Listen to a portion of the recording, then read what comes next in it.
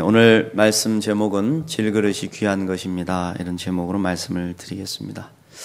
요즘은 그런 모습을 보기가 쉽지 않은데요. 예전에는 그릇 파는 가게들, 옹기점이라는 곳이 있었죠. 그래서 그 그릇집 앞에는 옹기라고 불리는 질그릇들이 많이 나와 있었습니다. 우리 조상들은 그 질그릇에 간장도 담고 된장도 담고 또 밥도 담고 국도 담고 반찬도 담아서 먹었습니다. 그만큼 흔하고 투박하게 생긴 그릇이었죠.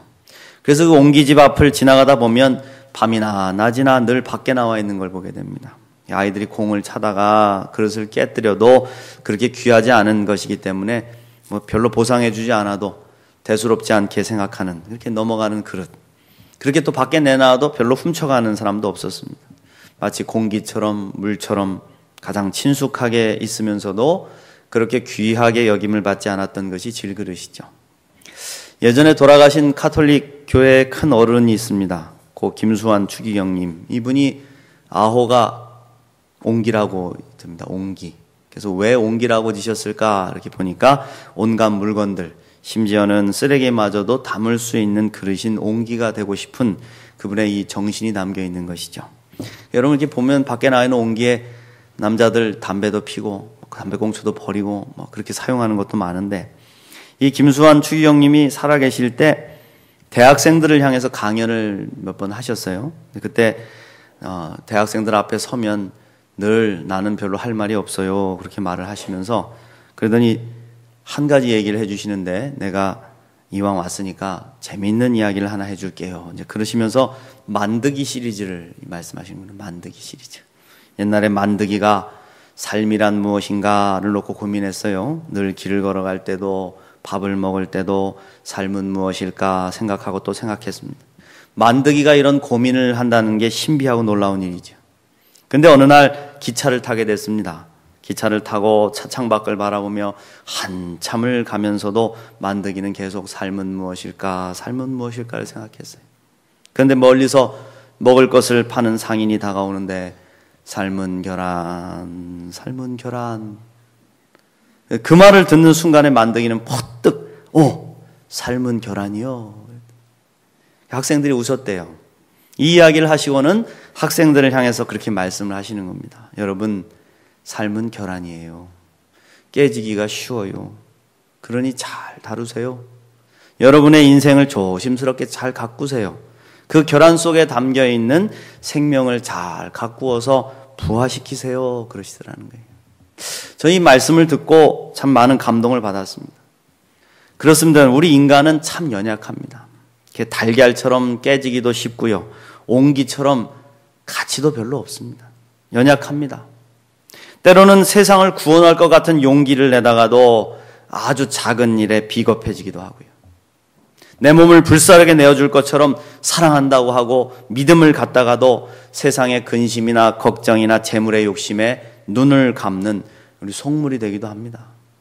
그 인간이죠. 어떤 권사님이 새벽 기도를 잘 마치시고 은혜로 기도를 하고 돌아오시는 길에 남의 집 밭에 주렁주렁 달려있는 호박을 봤어요. 참 맛있게 생긴 호박을 몇 개 뚝뚝 따가지고 새벽 기도 가방에 찬송가와 함께 집어넣고는 집으로 가지고 와서는 맛있게 찌개를 끓여 드셨어요. 음식을 주시니 하나님 감사합니다 하고 기도하는 것도 있지 않았습니다. 여러분, 허락 없이 남의 것을 훔쳤지만 감사하다고 기도하는 겁니다. 우리가 믿음이 깊은 것 같아도 늘 이렇게 새벽 기도와 호박밭 사이를 왔다 갔다 하는 신앙생활을 하는 거죠. 왜? 연약한 질그릇이기 때문에 그렇습니다. 주님, 저는 주님을 위해서 감옥에도 가고 죽는 자리까지도 함께 갈 준비가 되어 있습니다. 그렇게 해도 베드로처럼 금방 나는 주님을 모릅니다 하고 고백하는 연약한 존재라 이겁니다. 저는 시골에서 목회하시는 목사님들 만나서 이야기를 들으면 그런 얘기를 들어요. 가끔 성도들이 자기들이 경작하는 밭이나 하우스에 와가지고 신방을 해달라 그러신답니다. 기도해달라 그러죠. 가면 이제 축복 기도해달라 그래. 두 손을 높이 들고 밭을 향해서 기도합니다. 그러면 그 집사님이 목사님께 꼭 그런다는 거예요. 목사님, 손을 잘못 드셨어요. 옆으로 너무 많이 벌리지 마세요. 은혜 새 나가니까 우리 밭에 집중해서 기도해 주세요. 아유, 왜 자꾸 벌리고 그래? 막 그런다는 거예요. 손을 축복 기도하는 목회자의 손을 꺾어서 자기 밭으로만 향하게 하는 이기적인 신앙생활을 우리가 할 때도 있습니다. 왜? 우리가 연약한 질그릇이기 때문에. 우리가 스스로 강한 것 같다고 해도, 또 다 할 수 있는 것 같다고 해도, 완벽한 것 같아도 조금만 어려움이 닥치면 본색이 드러납니다, 여러분. 영웅 본색이 아니라 우리 본색이 드러나요, 우리 본색이. 오늘 말씀에도 사도 바울은 사방으로 우겨쌈을 당하고 답답한 일을 당하고 박해를 받고 꼭 버림받고 거꾸로뜨림을 당하게 되는 여러 가지 인생의 상황을 우리에게 이야기하고 있습니다. 그런 상황이 찾아올 때 우리 같은 범인들은 잘도 넘어지고 주저앉는다는 거예요. 아니 그게 정상이라 이겁니다. 왜? 우리가 질그릇과 같기 때문이다. 질그릇과 같기 때문에. 사람들 별것 아니더라고요. 인생도 마찬가지죠. 우겨쌈 당하면 주저앉아 울게 되고 답답한 일을 만나면 낙심하게 되고 박해를 받으면 죽을 것 같고 거꾸로뜨림을 당하면 망하게 되죠. 왜냐하면 질그릇이기 때문에 그렇다. 질그릇이기 때문에. 친한 친구끼리 아무 이유 없이 가서 한번 때려보십시오. 처음에는 왜 이려? 그럽니다. 그러다 또 때려요. 어허 왜 이려? 그러죠. 그러다가 한 5대쯤 때리면 막 성질이 튀어나와가지고 멱살 잡고 싸우는 게 우리 모습입니다. 우리는 성자가 아닙니다. 질그릇입니다. 토끼와 거북이가 경주를 했습니다. 경주를 해서 여러분 누가 이겼죠? 거북이가 이겼죠. 우리는 그렇게 알고 있는데 전광판에는 그렇게 딱 써 있더라는 거예요. 승리, 토끼 이렇게 써 있더라는 겁니다. 거기서 이기는 거북이가 이겼는데 토끼가 승리를 했다고 써 있다. 알고 보니까 거북이 이름이 토끼였대요. 경주에서 진 이 토끼가 기분이 나빠가지고 집으로 가고 있는데 달팽이 한 마리가 앞으로 쓱 나오더니 찾아왔어. 야 토끼야, 너 거북이한테 졌다며?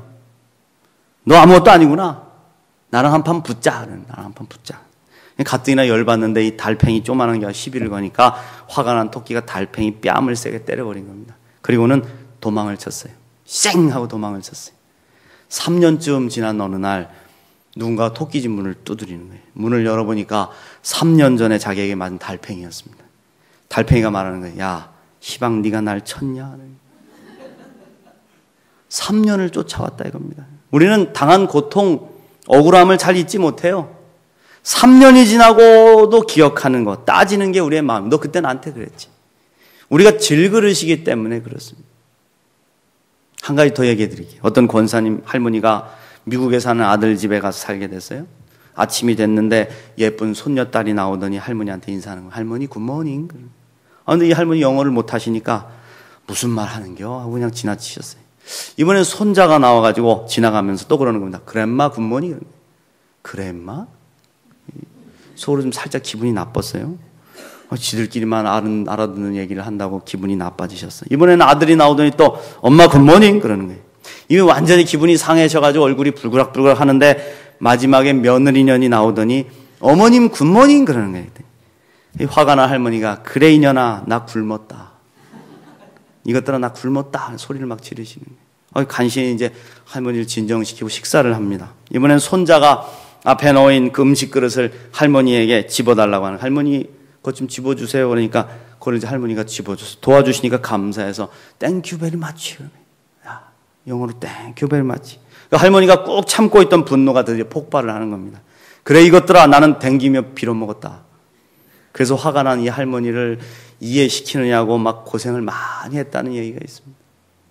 여러분 굿모닝이 우리가 무슨 뜻인지는 몰라도 왜 우리는 다른 사람들이 하는 행동이 나에게 나쁜 짓을 하는 것이라고 생각할까요? 선한 일이라고 생각하고 기쁘게 받아들이지를 못할까요? 굿모닝을 온전히 받아들이지 못하는 것처럼 사람들의 마음을 있는 그대로 받아들이지 못하는 왜곡된 마음이 우리에게 있어요. 왜 그렇습니까? 우리가 질그릇이기 때문이다. 근데 사람들은 그걸 인정을 하지 않아요. 자신이 질그릇인 것을 인정하려고 하지 않습니다. 멋진 보석함으로 자신을 착각하고요, 포장하려고 합니다. 그런 인생이 괴롭습니다. 늘 거짓이고 위선이고 아픔이고 상처죠. 나는 보석함인데, 나는 고려 청자인데 자꾸 그렇게 생각을 합니다. 그런데 여러분 보석함이 어떻게 보석함이 됩니까? 그 안에 보석이 있어야 보석함이죠.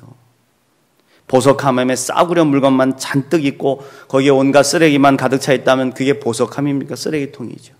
중요한 것은 그 속에 무엇을 담고 있느냐.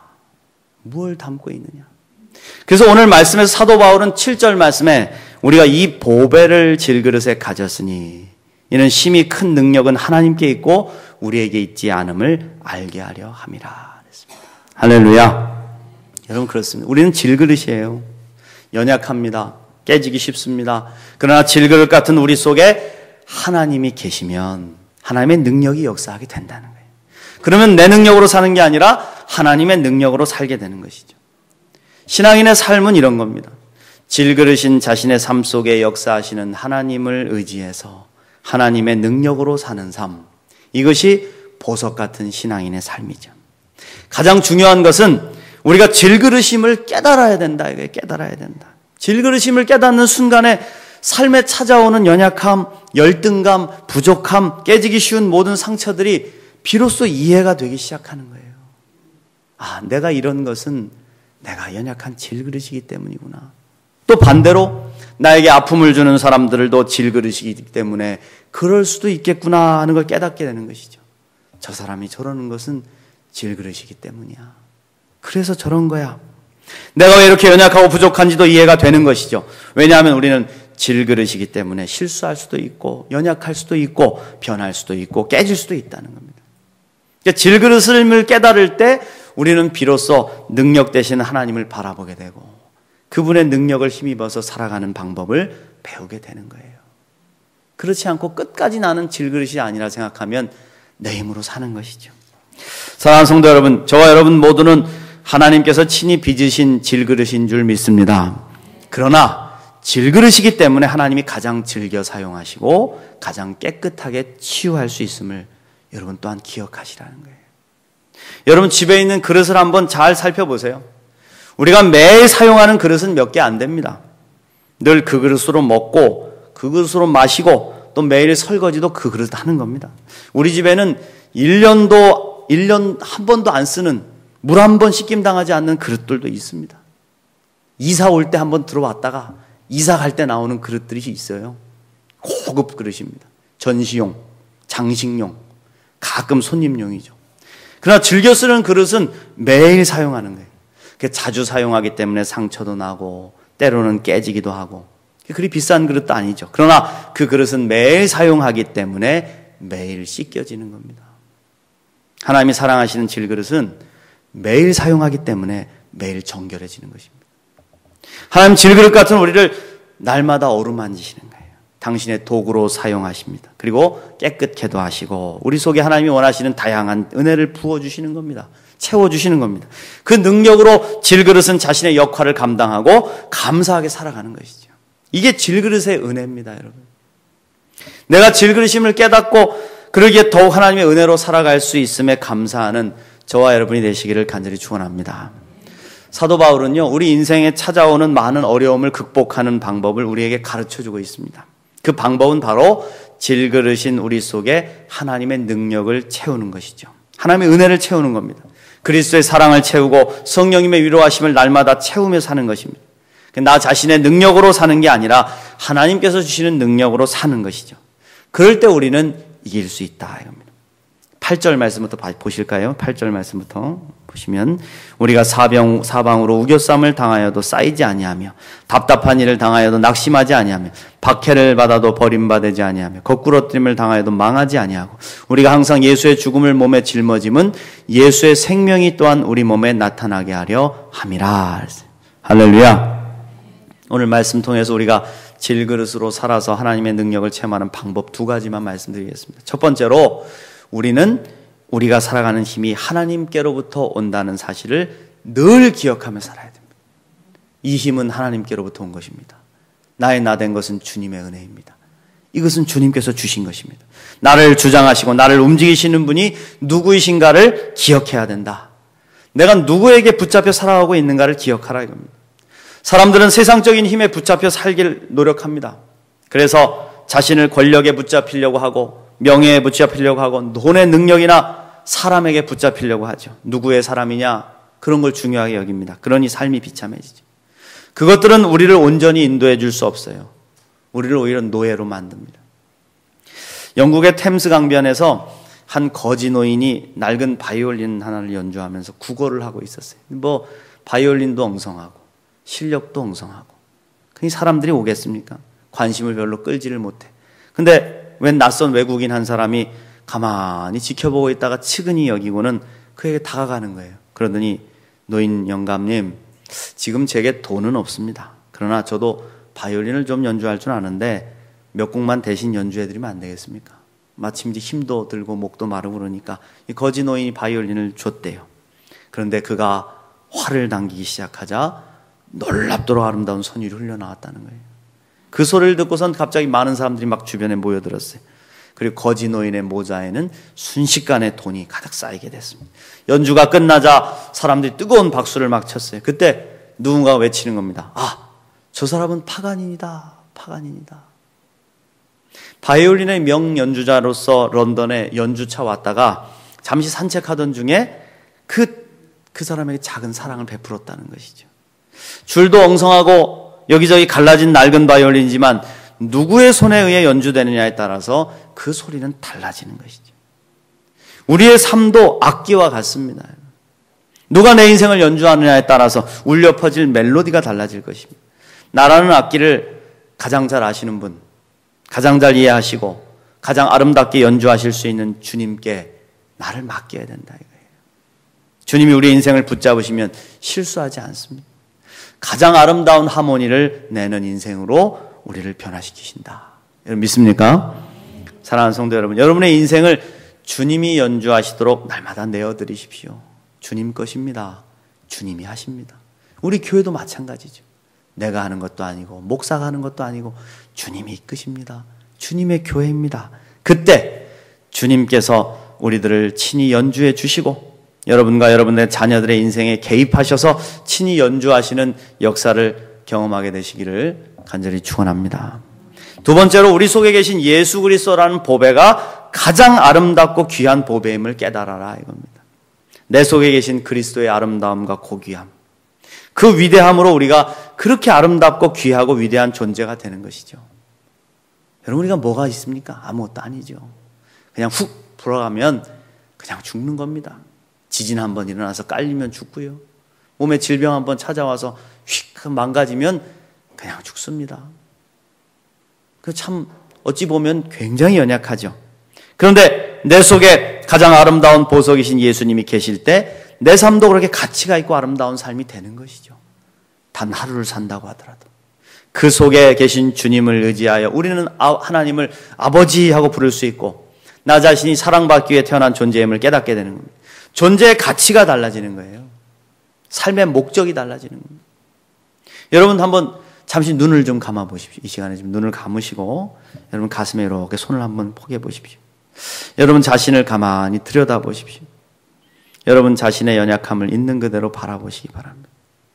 질그릇같이 투박하고 질그릇같이 연약하고 질그릇같이 깨지기 쉽고 질그릇같이 병들고 멍들고 무가치한 여러분을 묵상해 보십시오.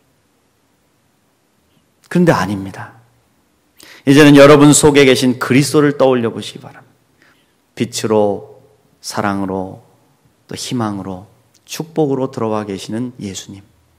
그분이 여러분을 대신해서 십자가를 지셨고 가장 위대하고 귀한 사랑으로 우리에게 생명을 주셨습니다.